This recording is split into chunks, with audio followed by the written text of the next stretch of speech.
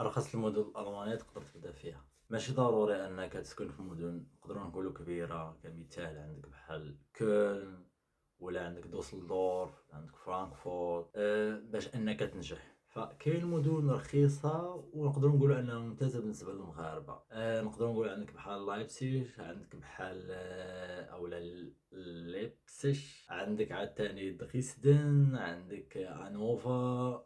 يعني هادو نقدروا نقولوا المعيشة فيهم مزيانة، الأسعار معقولة والحياة هادئة وكتوفر شغل في بزاف د القطاعات، يعني تقدروا تلقاهم في هاد المدينة هادي. اختيار المدينة راه 50% من النجاح، واخا تكون ألمانيا كاملة متقدمة فكل مدينة عندها طريقتها وفرصها الخاصة، فمن مصلحتك أنك تختار مدينة تكون أسهل شوية فيما يخص خصوصا المعيشة. إلا جينا نهضروا بحال مدينة كول فغير الكرا كتلقى فيه صعوبة كبيرة، فداكشي علاش اختار مدينة صحيحة من الأول باش ما ديرونجاش. خليو لي الموضوع اللي بغيتوه في الكومنتير ونناقشوه في الفيديو الجاي.